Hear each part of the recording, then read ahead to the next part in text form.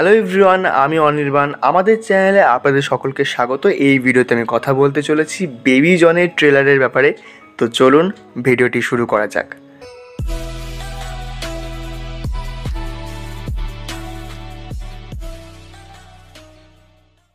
তো বেবি জনের ট্রেলার আজকে বিকেলে ড্রপ করা হয়েছে এবং আমি একটু আগেই দেখলাম 3 মিনিটের একটি বড় ট্রেলার।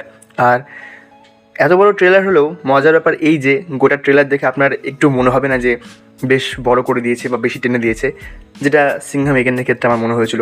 5 মিনিটের বড় ট্রেলার করেছে, তারপর মোটামুটি সবই দেখিয়ে দিয়েছিল।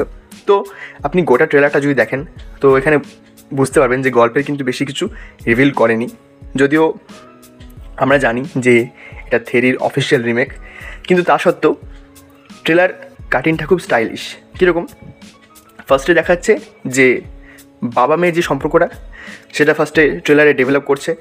তারপর এখানে বরুণকে ইন্ট্রোডিউস করা হচ্ছে আলাদা করে, এবং তারপর এখানে তার পাস্ট এবং ফিউচার দুটো যে ক্যারেক্টার দুটোকে মিক্সড আপ করতে করতে ট্রেলারটা এগিয়েছে।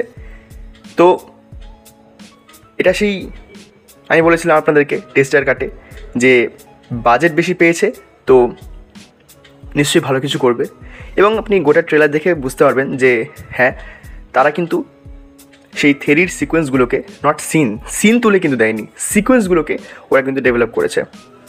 তো পুরনো মদকেই নতুন গ্লাসে প্রেজেন্ট করেছে। এবার আমি যদি গোটা ট্রেলারটা এক লাইনে রিভিউ করি তো এটাই বলবো যে আমরা শুনেছি পুরনো চাল ভাতে পারে, কিন্তু হতে পারে যে এই পুরনো চালটা বিরিয়ানি বানিয়ে দিচ্ছে।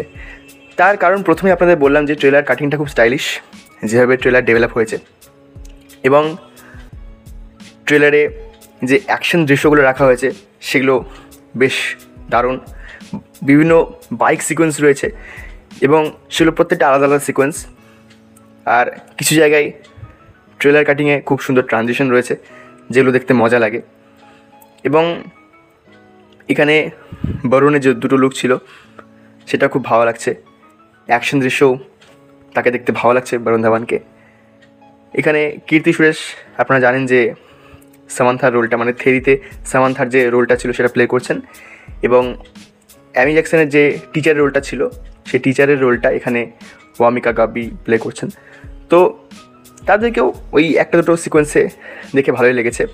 এবং জ্যাকি শ্রফ যতবার তাকে দেখছি ততবারই কিন্তু দেখে একটা আলাদা মজা আসছে। মানে আপনি থেরির সেই লুকটা ভাবুন, থেরির ভিলেনের লুকটা ভাবুন, আর এখানে জ্যাকি শ্রফের লুকটা দেখুন, আকাশ পাতাল তফাৎ। কিন্তু জ্যাকি শ্রফ আপনার মনে বেশি ছাপ ফেলবে, কারণ তার চোখে সেই মানে আতঙ্কটা আপনি পাবেন একজন ভিলেন হিসেবে। এবং যার কথা না বললেই নয়, তিনি হলেন ভাইজান। এখানে ট্রেলারের শেষের দিকে তার চোখটা জাস্ট দেখতে পাওয়া গেছে, এবং একটা দৃশ্যে দেখা যাচ্ছে তার পিঠের দিকটা তিনি বসে আছেন, ওইটুকু অংশে তাকে দেখতে পাওয়া গেছে। এবং ট্রেলারের এন্ডে মেরি ক্রিসমাস ওটা কিন্তু সলমান খানই বলছেন। তো সলমান খান আছেন, তার মানে ধরে নিন যে 100 কোটি বক্স অফিস ওখানেই হয়ে গেল। এবং বাকি প্রেজেন্টেশন যদি ঠিকঠাক হয়ে যায় এটা কিন্তু হিট নয়, বরং বলা যায় সুপারহিট হয়ে যেতেও পারে। এবং আরেকটা বিষয় যেটা কথা বলিনি সেটা হচ্ছে মিউজিক এখানে প্রতিটা দৃশ্যে খুব ভালো।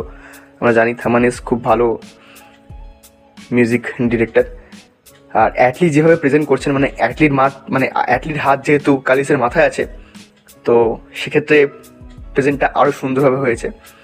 তো সব মিলিয়ে বলবো যে বেবি জনের ট্রেলারটা আমার খুব ভালো লেগেছে, এবং আশা করছি যে রিমেক হলে ওটা বাজিমাত করে দেবে।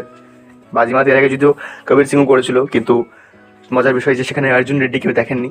কিন্তু থেরি দেখার পরেও অনেক মানুষ হয়তো এই সিনেমাটা দেখবেন, কারণ এখানে সেই একই জিনিস একটু অন্যরকমভাবে, একটু ডেভেলপডভাবে আমরা দেখতে পাবো।